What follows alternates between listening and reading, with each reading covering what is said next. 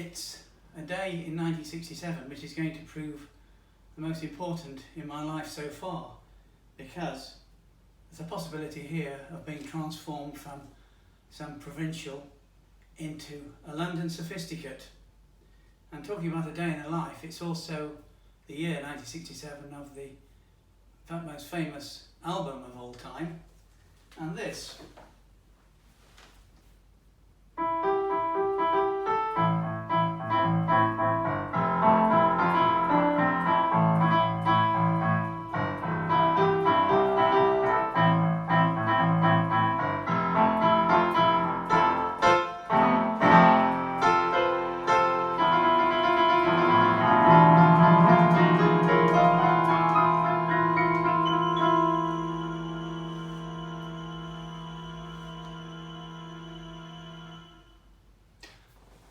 There are two of us sitting in a narrow corridor, waiting to be called. One has to break the awful silence. It will have to be me. Hello? Not much room in here, is there? Is that your portfolio? Yeah, of course. I gaze out of the window of this room in Goldsmiths College in London. I'm Vaughan. You? Nigel. I'm from the Art College in Wolverhampton. Wolverhampton to Goldsmiths. I'll counter that. So which college are you from, Nige? It's Nigel, actually. Goldsmiths. Oh. So, what are you doing here? Are you here already? I mean, you're already here. Well, this is a postgraduate interview, isn't it? Yes, but it's only the art teacher certificate course. Nigel shrugs. You could say that. More than 300 applicants for 30 places. Oh, I see. I'll try again. I suppose it's because it's only postgraduate teacher training course in an art school in the country where you can carry on as an artist. Yeah, of course. That's where you applied, didn't you? From, what was it, Wolverhampton? I ignore this mockery and gaze out of the window. Let Nige return to examining his shoes. He's not going to rattle me. One of the interviewers is famous, you know. Oh, what for? For not taking prisoners. Prisoners? At interviews. He can be a right bastard at interviews. Oh, what is his name? Dr. Anton Ernzweig. He teaches on the course you're applying for. He's an expert in art and psychology, an Austrian. You must have heard of his books. Don't reply, Vaughan. Just wait and hold that name in your head. Nigel will soon return to examining his shoes. Now, fish in your pocket for a pen and scribble the name on your palm. Look at it, repeat it slowly, quietly. Bastard. The door swings open. Nigel looks up. A girl emerges, portfolio under her arm, and hurrying past, like the white rabbit, nodding at Nige and ignoring me. Is she on your course? Yeah. Do you think she'll get in? Nope. Might get into Hornsey. Not so many apply there. She didn't get into the Slade postgrad. No way was she going to get in there. I don't like these glum remarks. I'm going to say something. Well, you never know. She might get in here and you might have to go to Hornsey. He looks up and stares at me. It's the first time I've seen him look alive. Hey, call him, man, okay? The door opens. Vaughan Grills? Hello, I'm Arnold Keefe. This is Dr. Anton Ernzweig. Now, could you just come in and spread some of your work from your portfolio on the floor just here? And do the portfolio and take out some life drawings and half a dozen photos of my sculptures. Thanks so much. Take a seat. So what do you want to teach? Well, I admired my art teachers at school. Oh, why was that? Well, because unlike the other teachers, they didn't have to mark any homework. Glances exchanged. I'm only joking, first lie. Sorry, second lie. I admired the way they encouraged creativity in children. Third lie. And how did they do that? Well, at my last school, we had to do pictures with 4 or 5 figures in them for the GCEs. But the art teacher didn't mind when I brought in little abstract sculptures of the teachers made out of melted pens. He put them up in the art room. And then I put titles underneath on little labels. The name of each teacher, that is. A lot of people were amused by that, including even him, and, well, a bit.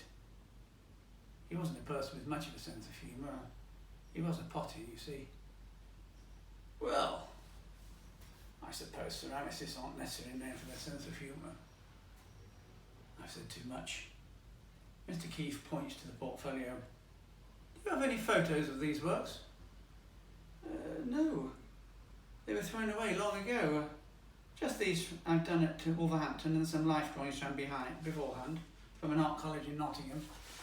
Oh. Well, let's take a look. This life drawing was done in 1964 when I was at Nottingham. Oh, we can see that. Oh? Well, you've written life drawing VF Grills Nottingham 1964 in the top right hand corner. Oh, yes, so I have.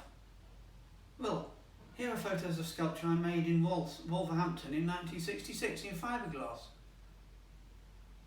A big yellow uprooted tree, life-size. Yes, it's the largest sculpture I've ever made. I glance up at Mr. Keefe, who has done all the talking. Mr. Earnschweig has not asked one question so far. It is unlikely he will, as he appears to have fallen asleep. This is a disaster. It's called a wimpy tree, painted wimpy yellow. They were uprooting trees outside Wolverhampton to build posh houses and called executive homes. Here's another photo of it, taken by the Wolverhampton Express and Star. Black and white press photo. So some of the point is lost for the reader, the title and the colour, for instance. Yes, I suppose so. But it's in a different context now. Oh? In a car park. It is in a car park, isn't it? What do you mean in a newspaper? Well, both. It now has a new title, you see. A peculiar piece of sculpture had car park attendant guessing. The Wolverhampton Express and Star came up with that title. And the children looking at it. Well, I rang up a primary school, which was nearby, and asked if they would like to bring some of their pupils down to see a tree parked in a car park. And how do you introduce it to them?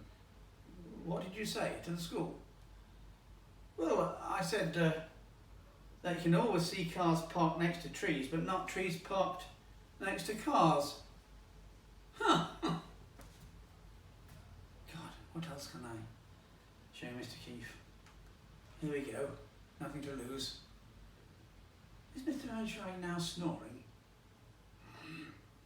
The drunken clergyman, what's in a name, a day at the seaside, out come my sculptures one by one, and on I babble. So, what other interests can you point to that inform your sculptures? Well, actually, I'm quite interested in linguistic philosophy and in Ludwig Wittgenstein. A triumph of foolishness, but who cares? I know fuck all about linguistic philosophy and Ludwig Wittgenstein, apart from the fact that he furnished his house with deck chairs. Wittgenstein! Earnschweig has woken up. Maybe they were drinking mates in Vienna. He gesticulates at the photographs on the floor. The drunken clergyman, what's in a name? The titles of your sculptures appear to be integral to the sculptures themselves, although they're not physically present in the works. In the works, have you explored the philosophical implications of them not being physically there in the works? Now go for it, Vaughan. A bit. a bit, but not in words. The main weakness of linguistic philosophy, in my view, is that it's trying to study words whilst using them. That's why I investigate in sculpture. So things I plan to research more deeply, should I be offered a place at Goldsmiths, that's what I'm going to do if I come here. Investigate linguistic philosophy using sculpture. Oh. As I won't be offered a place at Goldsmiths, it is okay to say what I like, including that genius bullshit reply.